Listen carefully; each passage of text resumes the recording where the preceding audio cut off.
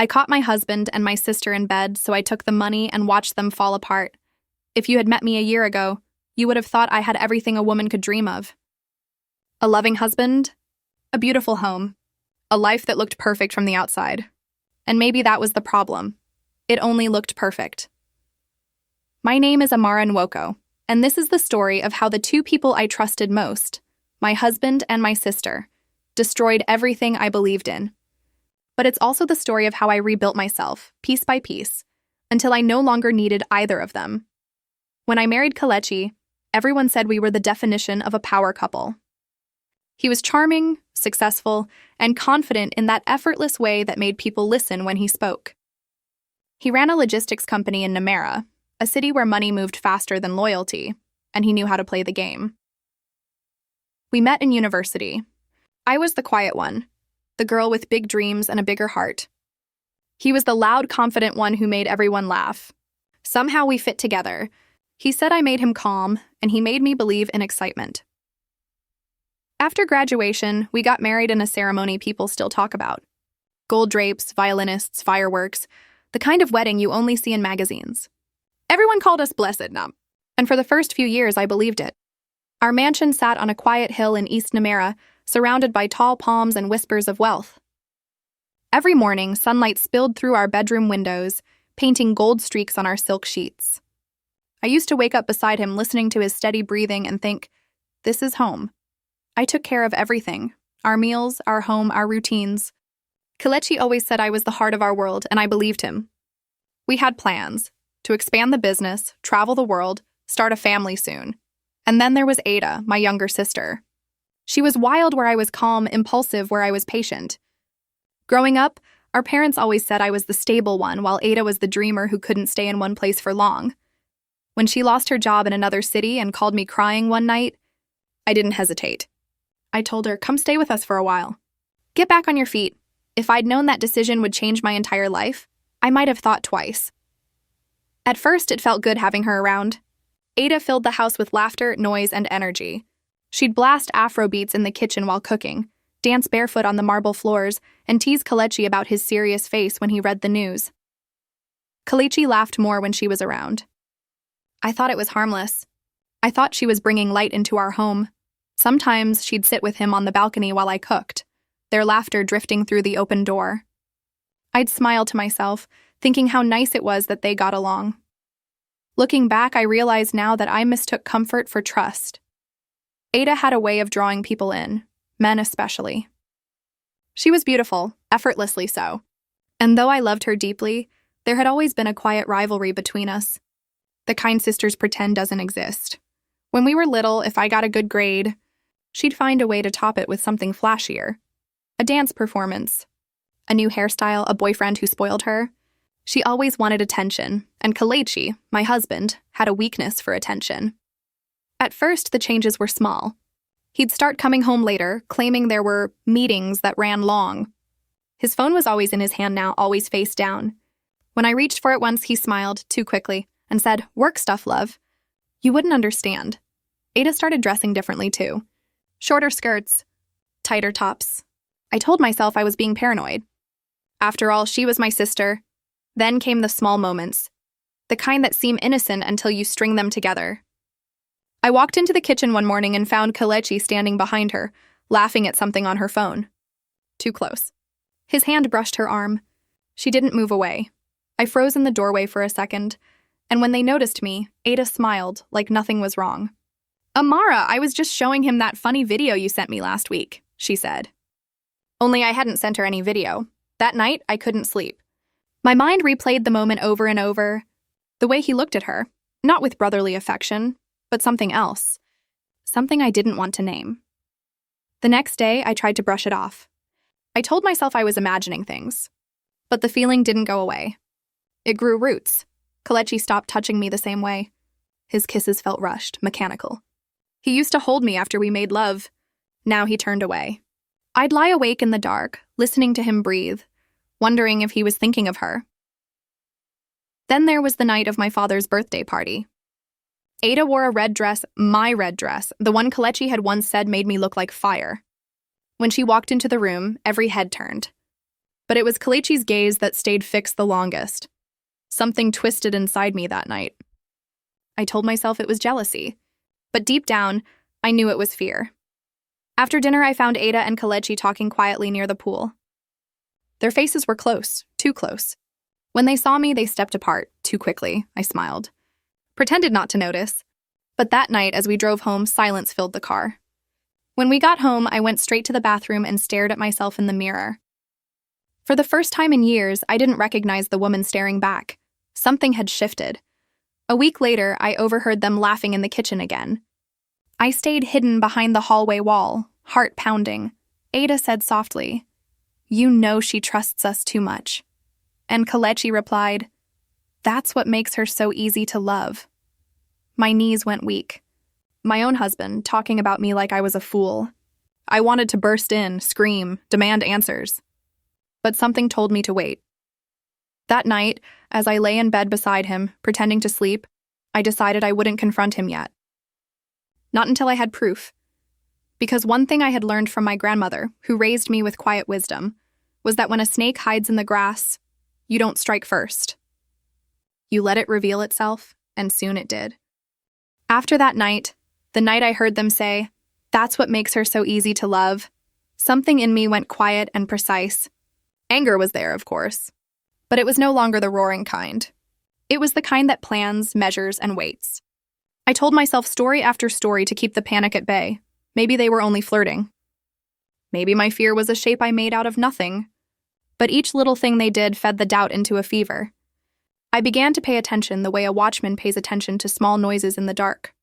The first thing I did was what our elders always taught: collect the facts. Emotions blow up truth like a storm. Evidence is what builds a shelter. I stopped trusting my memory and started trusting my eyes. I learned how he protected his phone the week he started wearing his jacket pockets like a fortress. If it buzzed when he was across the room, he slipped away to answer like a man carrying contraband. So I learned when to look. When he left the house for deliveries, I would wait an hour and then check the table. I didn't touch his phone. I didn't need to. People leave breadcrumbs everywhere. Shared photos, late receipts, the way their eyes light up when they lie. Ada was careless in the way that made her dangerous.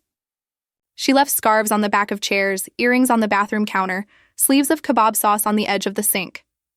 She also left windows. She would walk out of conversations with her phone unlocked and a smile on her face. It was like watching a play where the actors forgot to close the script. I started small, little tests that cost me nothing and promised proof in exchange.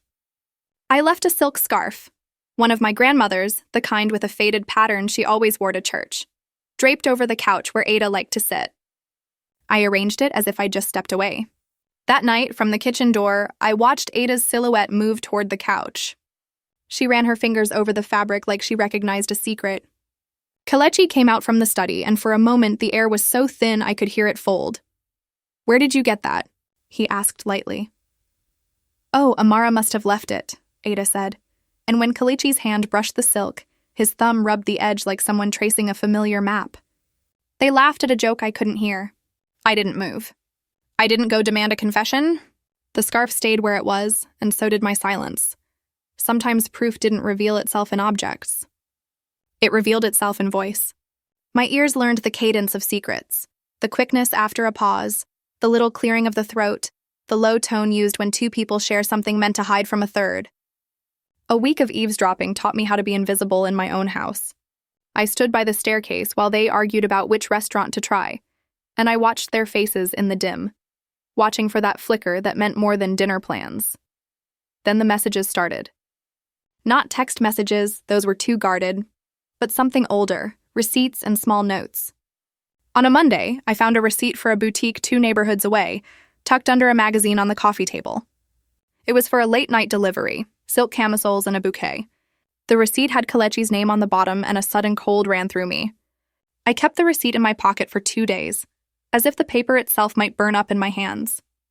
Then I folded it and placed it back where I'd found it, like a breadcrumb on a trail. Phones are clever, but they are not storytellers. They hide the narrative where people would least expect. One morning, while making tea, I noticed a damp lipstick mark on the rim of a coffee cup in the sink, a dark, familiar shade I had seen once on Ada at a wedding. He claimed he'd been drinking work coffee alone. He lied without blinking. The simplest things betrayed them. If love is a language, they were learning a secret dialect and broadcasting it in the quiet. A napkin with 2 lipstick impressions folded into a drawer. Laughter that ended when I entered a room. The waft of perfume in my closet that was not mine. At night, I started reading the list of names he kept in his phone like a ledger. He'd always had friends and colleagues. I would not mistake that for something else. But I learned to recognize the nicknames that meant someone had been invited into the private chorus. There was one contact, ads, that had suddenly become more frequent. The messages were short, coded, snapshots of moments I was not allowed to see. A picture would come at 2:12 a.m., then a heart emoji 2 minutes later. I didn't need to see the picture to know it was there. The rhythm said it all. I could have confronted them. My friends would have told me to scream and smash and make a scene. I am not averse to noise when it is necessary, but noise on its own is not strategy. I had to think like someone who wanted to protect everything they'd built, not destroy it in a fit. So I kept my face calm and my questions soft. When I asked, "Are you sure you want to go out?" it sounded like concern. When I hugged him after he came home late, it looked like understanding. The truth is, when you want to see what someone will do when they think no one's watching, you pretend to be blind. There were other, stranger instruments of proof. I started to see patterns in their excuses. Kelechi would say he was working at the office until midnight, but the company's deliveries never matched the hours. He started wearing a watch he claimed was for work calls. On Sundays, he took off the watch and looked at the band like a man who'd been counting days. Ada began to spend longer in the bathroom, and once when she came out humming, she left a towel on the floor with a clasped hairpin that did not belong to me. I kept a small notebook then, the kind with a leather cover my grandmother used to carry. I wrote down the date, the time, and the small betrayal, June 12th, 11:04 p.m., lipstick on cup. At first, it felt ridiculous to list such tiny things.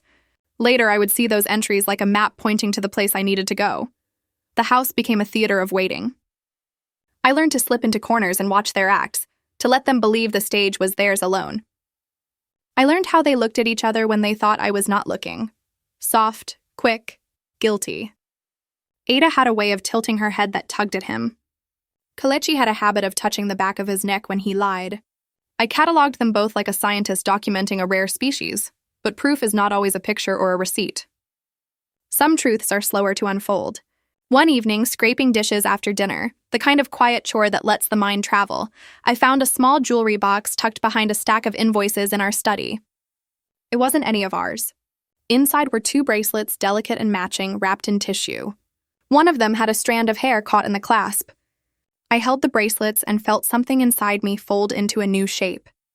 I would have thrown them away. I would have burned them.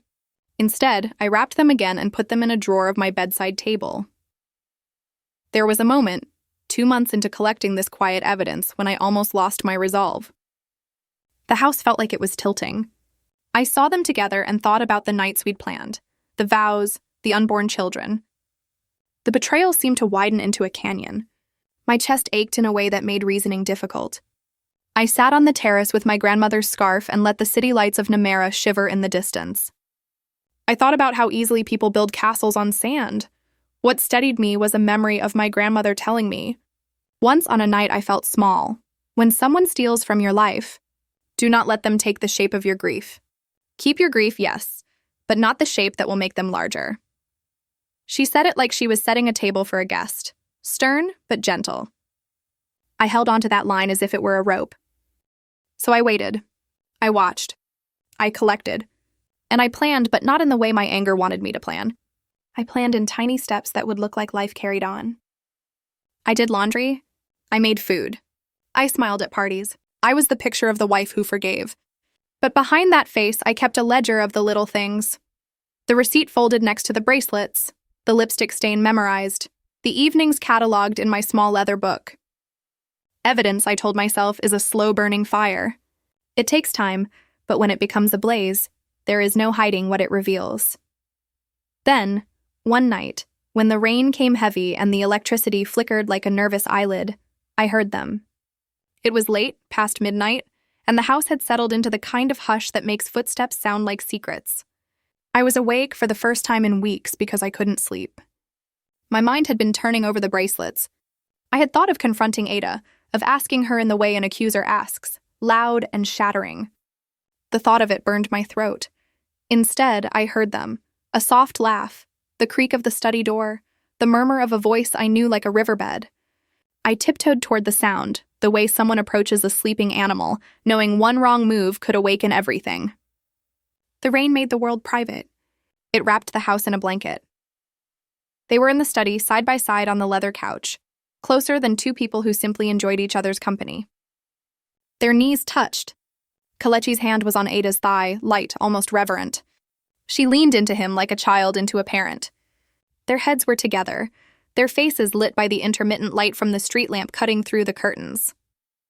They spoke in hushes, the kind of hush that made me feel like someone outside an inner room.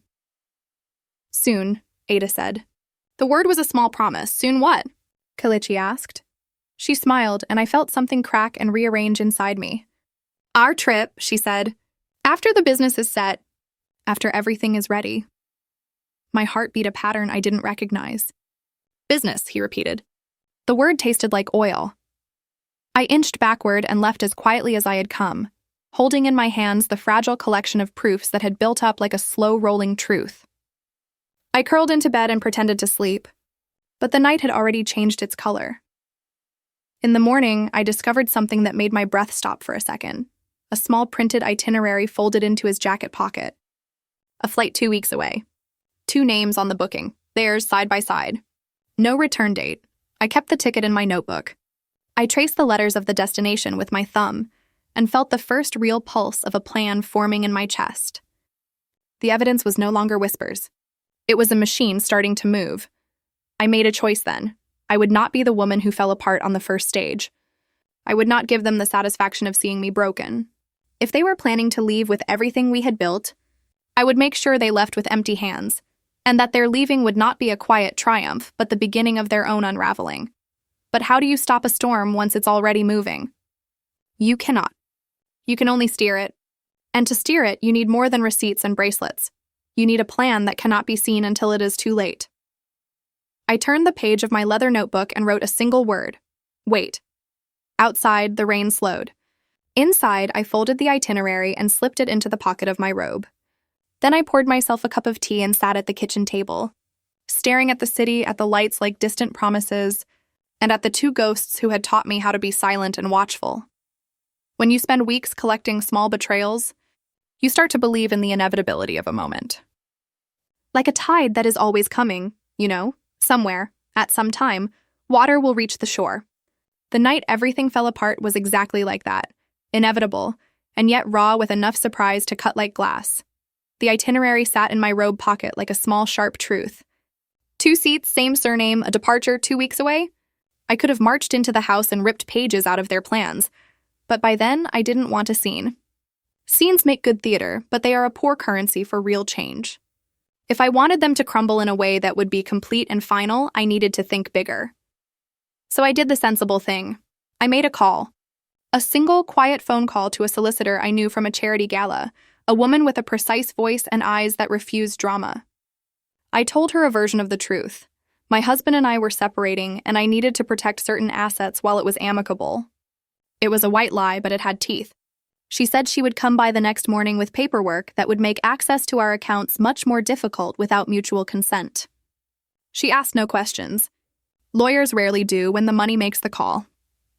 That night, I watched them easier than I ever had before. Ada came home with a new perfume and a triumphant grin, like a woman who had just spent someone else's fortune for the first time. Kelechi walked in with a brochure for a business investment that sounded elaborate and bright. They ate dinner like conspirators. I kept my plate untouched at first, letting the evidence sit inside me like a stone. Then the phone rang. It was a woman's number I didn't recognize, and when Kelechi answered it, his tone was sudden and quick, not the measured cadence he used with colleagues. He left the room to take it. I waited. When he returned, the color in his face had shifted. He sat down, hands steady, and said, "That was Mrs. Okafor. The bank called. There was an unusual transaction flagged on the joint account. They've put a hold on some transfers until they verify." He didn't look at me when he said it, like the news belonged to someone else. My heart made a sound that surprised me. A delighted, low bell chime. I kept my reaction small. Inside, I was a volcano. The solicitor would be here in the morning. The hold would give me time. Timing, I thought, is the only god a planner worships. That night, Ada and Kelechi celebrated anyway. They poured wine and planned how they would pack light for the trip, how they'd spend the first week on an island where the water is always turquoise. They called it our fresh start. They did not know, in their braggadocio, that everything had quietly been rearranged. 2 days later, the solicitor arrived. She was formal and quick, the kind of person who writes fate in exact, dry ink. Together, we drafted an agreement that required both parties' signatures for any withdrawal above a certain amount. And she initiated steps to convert some of the funds into a fixed deposit in my name with a legal caveat, the kind of small technicality people quake at. Transfers required notarization, withdrawal approvals, and a 5-day audit window. When they tried to access the funds, the bank would need more time. That 5-day window was what I needed to orchestrate everything else. Once the lawyer had left, the house felt different, like a chessboard where one side's pieces had just been shifted. I sank into that difference and mapped the days ahead. The flight was in 10 days. The bank had put a hold on transactions for several days to verify the flagged transfers. If they came to the bank and found the account limited, their reaction would be telling. I wanted them to stumble first. I wanted to watch. I did not have to wait long. On the 5th day, Kelechi stormed out angry, an eruption of accusing rage toward a world he believed had conspired against him. He barged into the study, then demanded to see the bank statements. I handed him the printed copy the bank had left on the table, and I watched him read with the calmness of someone watching a car crash. "Who called the bank?" he demanded. I steeled myself. "They called about suspicious withdrawals. I thought we should be careful." He laughed, and the laugh was like a stone thrown through glass. "Suspicious? Where? There's nothing suspicious about us," he said, looking at Ada in that way that might once have made my knees turn to jelly. She looked away, and her face wrinkled with a tiny fear I had never seen on her before. She was used to running from consequences, not facing them. The argument became loud. He accused me of paranoia. She accused me of being controlling. Their voices curled around each other like smoke. At one point, in heat and arrogance, he said, "Loud enough for neighbors. You always think you know everything, but when it comes to making life easier, making ourselves free, you stand in front of the door." The cruelty of that sentence was the first blade. I let them burn their pride. I let them hurl words. I let them convince themselves they had found truth. Because as they argued, they also told me more about their plan. When he shouted about pulling the money out on Friday, I made a mental note. Friday at noon, the bank. Good. Predictable. The kind of timing that can be used to trap. I called in a favor from someone who owes me a debt. A private investigator named Tad. He had once saved my reputation at a gala by providing a reference that turned a potentially ugly rumor into a footnote, and he kept his favors like a ledger. I told him simply, keep an eye on them, follow, be invisible. He asked for nothing except a date, and I gave him one. On the morning of Friday, I woke early. The house smelled of coffee and tension. Kelechi had left a note. Be back later. Bank trip. Ada kissed my cheek with a perfunctory tenderness and left. I sat at the window and watched them go. I felt no triumph in their departing, only a coldness that tasted like survival. At the bank, Kelechi and Ada walked in side by side, their chests full of confidence. He expected a clerk to smile and hand over the keys to fortune. Instead, they met a polite woman with a clipboard who said in the precise voice of institution and ruin, "We're sorry, your request is under review. There have been some changes to the account that require mutual confirmation." His face went as if someone had slapped him with cold water. Ada's expression flickered, then collapsed into panic. They tried to argue. They demanded managers, called the phone numbers they thought would produce solutions. The bank clerk, trained in such human storms, offered a calmness that was infuriating.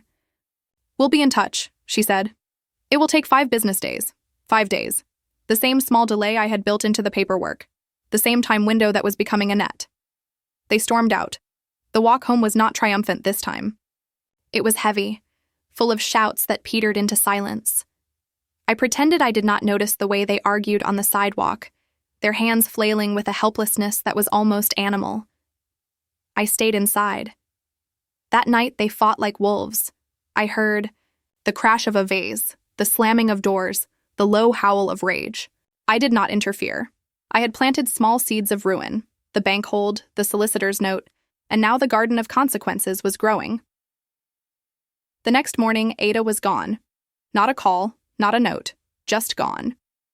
Her shoes remained by the hall door, one lopsided. Her phone went to voicemail. Kelechi called frantic, but she did not answer.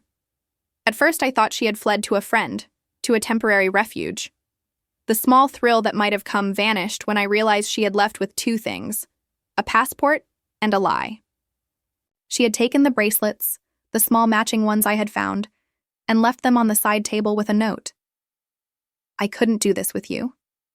The note was thin and surprised.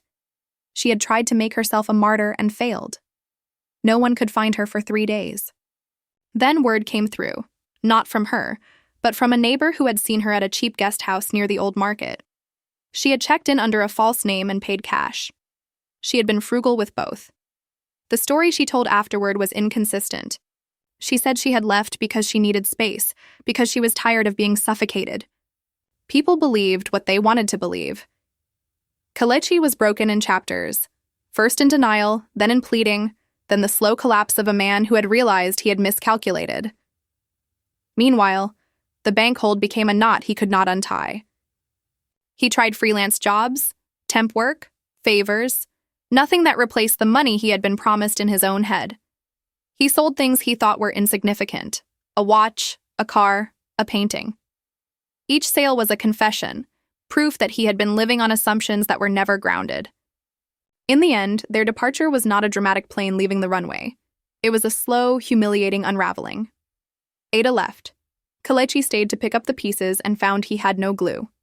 And I watched it happen the way someone watches a storm move over a landscape, powerful, indifferent, complete. What I had not counted on, what no plan of mine could ever entirely predict, was the small vapor of regret that swallowed me in quiet moments.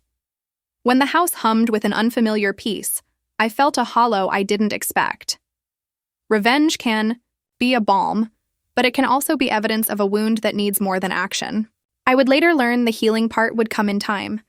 But in those nights right after the fall, I sat with a blanket and let the silence tell me what it wanted. The thing about revenge is that it rarely looks like the movie version. There are no slow-motion hair flips, no glamorous montage of plotting in candlelight. Revenge, when it's effective, is painfully ordinary. It's a stack of papers, a signed bank form, a quiet phone call, the small, relentless application of logic. After Ada left, life rearranged itself in the house like furniture after a storm. I found myself moving things around, closets, shelves, even the family pictures. I removed ones that showed Ada embroidered into our life and replaced them with photographs of my grandmother and my mother. It was a small ritual of reclaiming the walls. Kelechi began to visit me in the way a man visits a museum exhibit, a walk through the ruins of what he'd loved. He apologized sometimes in ways that sounded rehearsed. He asked me to meet, to talk, to discuss how we might fix this. I listened the first few times and then stopped. There was nothing he could say that would stitch the raw seam inside me, but the world still required paperwork. There were bills, taxes, a house to maintain. I had to be practical. The solicitor had done more than slow the withdrawals. She had suggested a legal structure that would protect me from impulsive acts. She had looked me in the eye and said, "Protect what you can. The rest, we will do slowly." That was a comfort. Around then, small rumors began to circle through our social circles like loose coins. People had sharp tongues in Namera, and even sharper curiosity. A woman at the market, the kind who knew everybody's business and made it her religion, murmured to me in a whisper, "I always thought you were too good to be true. But you showed them." It stung less than it should have because her praise came laden with other things, pity and fascination. Kelechi's world shrank. He was no longer invited the way he had been. The people who once called him for investments and dinner began to look embarrassed when he arrived. He tried to pitch small projects. People listened politely and then found an excuse not to commit. When a few acquaintances tried to help by offering him odd jobs, they did so like a neighbor offering a borrowed ladder, helpful but ultimately temporary. Revenge had started as a way to take back what was mine. Money was important. It was freedom. Yet I watched as more forms of justice took shape without my intervention. His pride eroded first. Then his confidence. He looked older. He learned in a harsh apprenticeship the difference between being known for success and being known for failure. I would sometimes catch myself picturing the night I had discovered them. The exact angle of the bed. The way the robe had fallen on my sister. I would imagine confronting them with everything in front of an audience, hearing them beg and crumble. The fantasy was satisfying, but I did not act on it. The small, quieter course I had taken had already begun to exact a more complete toll. Ada reappeared after a month. She came back not with apologies, but with a demand: money. She had run through savings she never had, and she needed help again. The way she asked, not for forgiveness but for funding, revealed everything I needed to know about who she had become. She had always been a consumer of other people's stability. This time, when she looked at me with those eyes that used to win men, I did something I had never done before. I let her feel uncertainty. I offered help, small, measured, the kind that would not feed a flighty appetite. "I'll give you a place to stay for a week," I said. "Then you can look for something steady." It was not cruelty. It was faithful to the ledger I had made: protect, but not be consumed. Then came the rumor that would seal their social undoing. Someone at a board meeting had discovered Kelechi's name attached to an investment that smelled fraudulent. The whispers spread like spilled oil. He had made poor choices. He had been the kind of man who trusted a pretty voice more than a contract. The board distanced itself. The company that once sent clients his way now labeled him a liability. When the scandal broke in the papers, a mid-sized headline about failed deals and mismanaged funds, I watched Kelechi's face in the morning paper photograph, caught at a terrible angle, cheeks hollow, eyes rimmed in red. That image became the currency of gossip. People said he'd always been greedy. People said he'd been arrogant. They forgot the tenderness he'd once had. People are efficient with memory. They tend to keep whatever helps them feel safe. In the weeks after, he called less. When he did call, his voice had a brittle politeness. He begged me to meet. He offered stories about being manipulated, about how Ada had convinced him it was better to seize a chance, how he had been lost. His narratives were rehearsed and humble, and I recognized my own earlier sympathy in them. Given the right story, I might have believed him.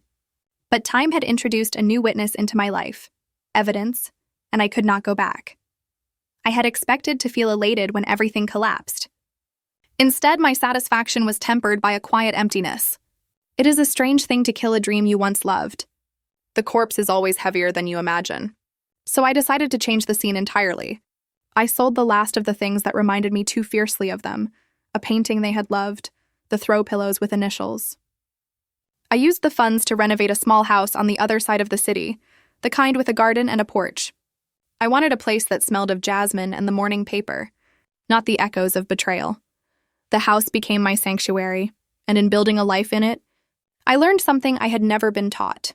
Independence is an art that must be practiced. I made meals for myself, learned how to plant an herb garden that didn't immediately wilt, and took a pottery class at the community center. There was joy in simple things. There was dignity, too. As for Ada, she faded. She begged once, twice, drank more than before, and then she left town for a while. A year later, I heard she'd married a man with a steady job in a small town far from Namera. Some people called it poetic. She had settled for a small life after chasing glitter. Others said she had finally found something that suited her. I didn't care enough to find the truth. People who betray rarely get the ending they expect. Kelechi returned sporadically to the edges of my life, like a chapter that refuses to close.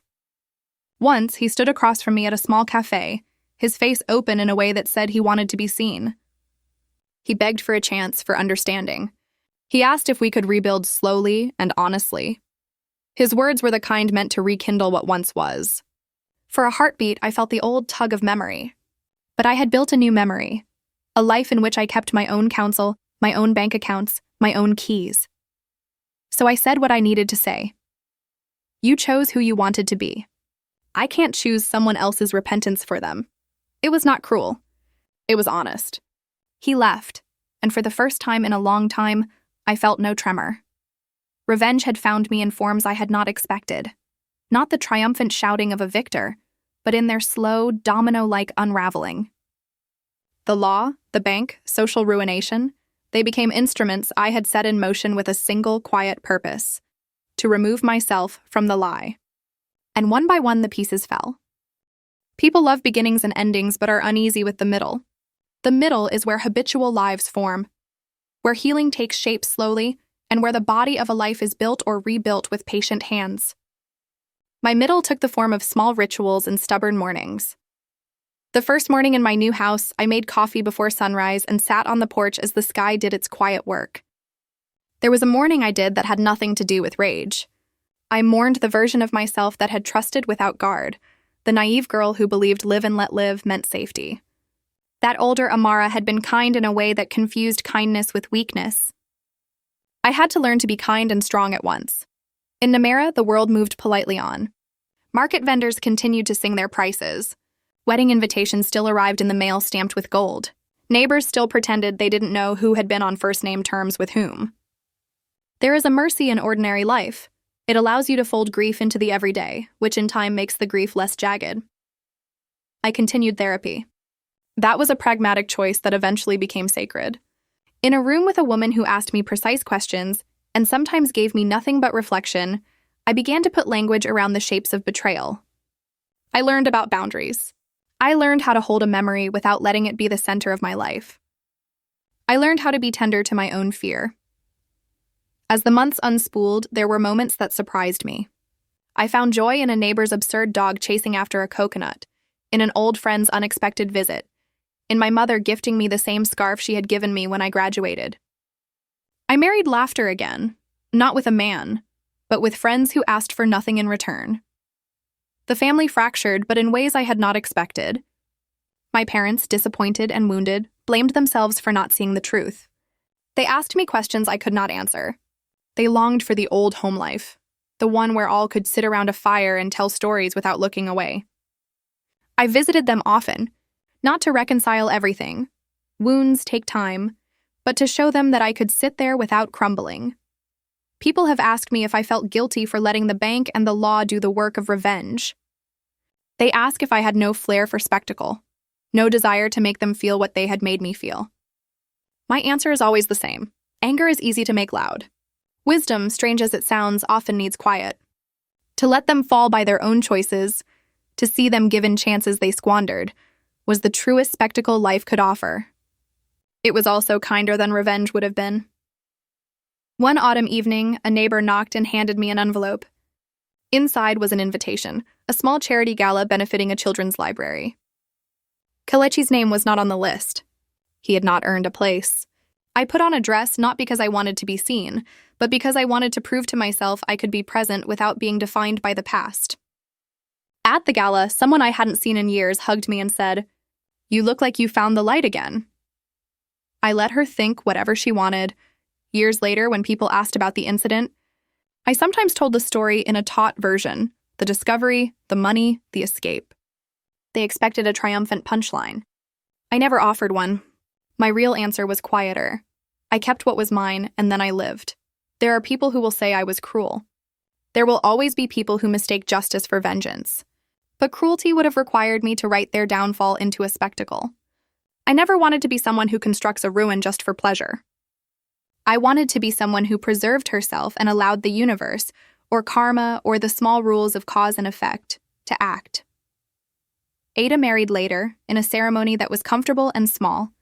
Word came that she had a child, and for a minute, a small ache passed through me. Ancestral, irrational.